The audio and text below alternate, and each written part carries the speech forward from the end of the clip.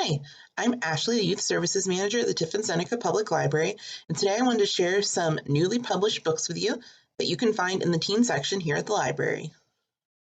Our first book will be a mystery thriller written by a local Ohio author. This is The Initial Insult by Mindy McGinnis. Tress Montour knows that her family used to mean something, until she didn't have a family anymore. When her parents disappeared 7 years ago while driving her best friend home, Tress lost everything.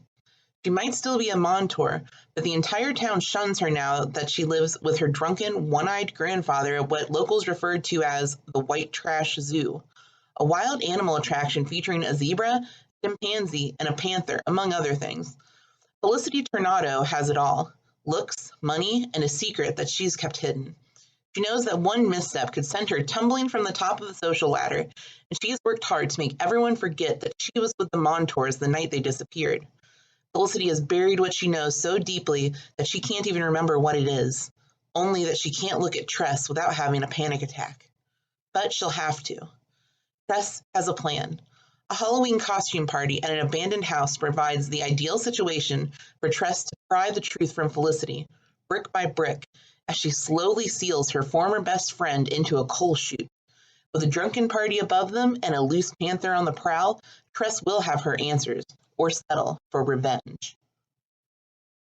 Next, we'll look at a contemporary book with a dash of science fiction called The Cost of Knowing by Brittany Morris.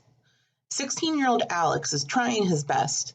He tries to be the best employee he can be at the local ice cream shop, the best boyfriend he can be to his amazing girlfriend, Talia, the best protector he can to his little brother, Isaiah. But as much as Alex tries, he often comes up short. It's hard for him to be present when every time he touches an object or a person, Alex sees into its future. When he touches a scoop, he has a vision of him using it to scoop ice cream. When he touches his car, he sees it years from now, totaled and underwater. When he touches Talia, he sees them at the precipice of breaking up, and that terrifies him. Alex feels these visions are a curse, distracting him, making him anxious and unable to live an ordinary life. And when Alex touches a photo that gives him a vision of his brother's imminent death, everything changes. With Alex now in a race against time, death, and circumstance, he and Isaiah must grapple with their past, their future, and what it means to be a young Black man in America in the present. Muted by Tammy Charles is a contemporary book that touches on some dark topics. It's also written in verse, which means it's written in the style of poetry. For 17-year-old Denver, music is everything. Writing, performing, and her ultimate goal, escaping her very small, very white hometown. So Denver is more than ready on the day she and her best friend Dolly and Shock sing their way into the orbit of the biggest R&B star in the world, Sean Mercury Ellis. Merc gives them everything: parties, perks, wild nights, plus hours and hours in the recording studio. Even the painful sacrifices and the lies that the girls have to tell are all worth it. Until they're not. Denver begins to realize that she's trapped in Merc's world, struggling to hold on to her own voice. As the dream turns into a nightmare, she must make a choice: lose her big break or get broken. If you're looking for something a little bit lighter, let's check out this contemporary romance novel called Love in English by Maria Andrew. 16-year-old Anna has just moved to New Jersey from Argentina for her junior year of high school. She's a poet and a lover of language, except that now she can barely understand what's going on around her, let alone find the words to express how she feels in the language she's expected to speak. All Anna wants to do is go home, until she meets Harrison, the very cute, very American boy in her math class. And then there's her new friend Neo, the Greek boy she's partnered up with in ESL class, who she bonds with over the 80s teen movies they're assigned to watch for class, but later keep watching together for fun. And Altagracia, her artistic and Instagram fabulous friend, who thankfully is fluent in Spanish and is able to help her settle into American high school. But is it possible that she's becoming too American, as her father accuses? And what does it mean when her feelings for Harrison and Neo start to change? Anna will spend her year learning that the rules of English may be confounding. There are no rules when it comes to love. If you're interested in classics, you should check out this short story collection called That Way Madness Lies, edited by Dahlia Adler. Have you ever wanted to get into Shakespeare, but the original plays are a bit hard to understand? Enjoy a Shakespeare play and want to read more like it? Want to see an old story in a completely new light? This collection of short stories reimagines some of Shakespeare's greatest works into modern and diverse settings, bringing new life to the classics. 16 great YA writers have contributed to this anthology, with the stories reimagined including Romeo and Juliet, Hamlet, Macbeth, and more.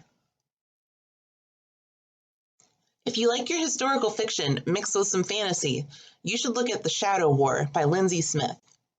World War II is raging, and 5 teens are looking to make a mark.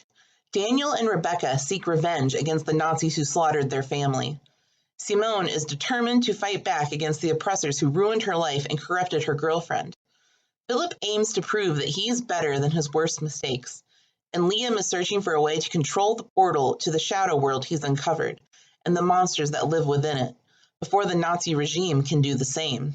When the 5 meet and begrudgingly team up in the forests of Germany, none of them know what their future might hold.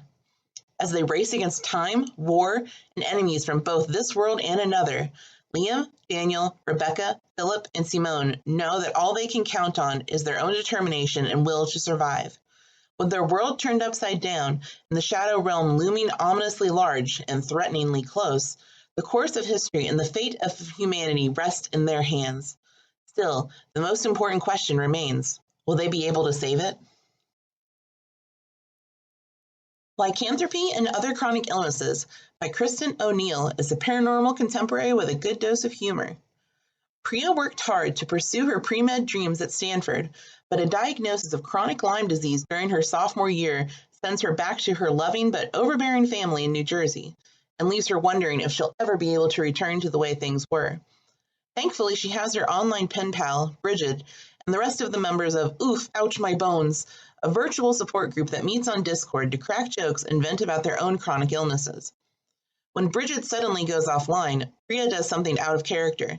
She steals the family car and drives it to Pennsylvania to check on Bridget. Priya isn't sure what to expect, but it isn't the horrifying creature that's shut in the basement. With Bridget nowhere to be found, Priya begins to puzzle together an impossible but obvious truth. The creature might be a werewolf, and the werewolf might be Bridget. As Bridget's unique condition worsens, their friendship will be deepened and challenged in unexpected ways, forcing them to reckon with their own ideas of what it means to be normal.